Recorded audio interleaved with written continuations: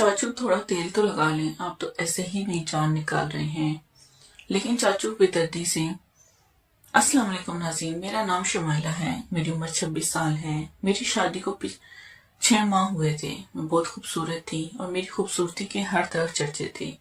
लेकिन बदकिस्मती से मेरे शौहर को मेरे किरदार पर शक होने लगा था, क्योंकि मैं इतनी खूबसूरत होने के बावजूद भी अकेली रहती थी।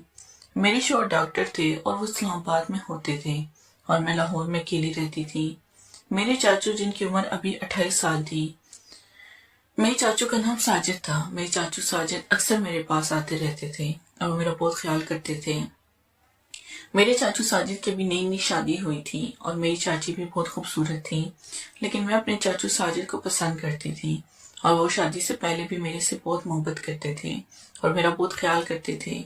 लेकिन मैं इनको छोड़कर अपने ससुराल आ गई थी तो मेरे चाचू साजिद मेरे पीछे आने लगे थे।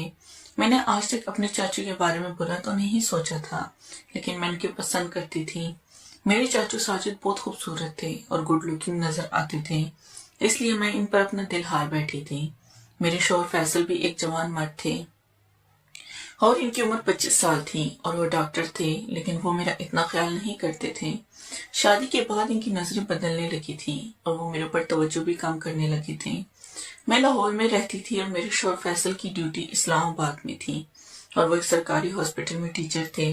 मैंने कई दफा अपने शौहर फैसल को बोला था कि आप मुझे अपने इस्लामाबाद ले चलो और वहां पर रेंट पर घर लेकर हम रहने लगेंगे, मैं आपके बगैर नहीं रह सकती। लेकिन मेरे शौहर फैसल भी मूड वाले थे और वो भी दूसरी लड़कियों के साथ ताल्लुक में थे, इसलिए मुझे छोड़कर चले गए थे और मैं लाहौर में अपनी सास के साथ ही रहती थी। मेरे पास कोई बच्चा नहीं था तो मेरे चाचू मेरे पास आते रहते थे और मेरा बहुत ख्याल करते थे।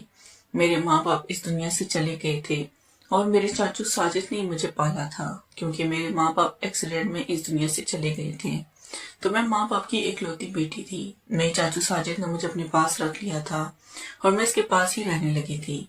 लेकिन मेरी चाची मेरे चाचू साजिद की घर वाली शादी के फौरन बाद ही मेरे खिलाफ हो गई थी और इसने मुझे घर से निकाल दिया, तो मेरे चाचू साजिद ने मेरी शादी कर दी थी। अब मेरे चाचू साजिद चोरी छुप कर मेरी चाची से मुझसे मिलने आ जाते और मेरे साथ काफी गपशप लगाते। मेरा भी दिल करता कि चाचू के साथ वो काम करूं ताकि मेरी भी तमन्ना पूरी हो जाए, क्योंकि मेरे शौहर फैसल तो मेरे ऊपर तवज्जो नहीं देते थे और वो 6 माह तक घर चक्कर भी नहीं लगाते थे और इतने बड़े शहर लाहौर में अकेली रहती थी। मेरी सास भी एक सड़ियल किस्म की औरत थी, वो मेरे से इतनी बातचीत नहीं करती थी, सिर्फ मेरी रखवाली के लिए मेरे पास रहती थी। मेरी सास हर रोज मेरे से झगड़े करती, मुझे वो कुछ पसंद भी नहीं थी। अब मेरे चाचू साजिद मेरे पास आने लगे थे तो मेरी सब आदतें बदलने लगी थी और मैं इसको अदाएं दिखाती, खूबसूरत से कपड़े पहनती और मेरे कपड़े अक्सर तंग होते, जिनसे मेरा खिदोहाल वाजा नजर आता। और मेरे चाचू फैसल भी मेरी खूबसूरती पर फिदा हो गए थे और वो भी बिल्कुल तैयार थे कि मैं कब इनको इशारा करूं और वो कब मेरे साथ कबड्डी खेलकर सुकून लें। अब मैं चाचू को तड़पा रही थी और इनको इंतजार करवाना चाहती थी। मैं भी चाहती थी कि चाचू मेरे पास आए और मेरे से, लेकिन अभी मैं इनको इंतजार कराना चाहती थी ताकि मैं देखूं कि चाचू मेरे से क्या चाहते हैं।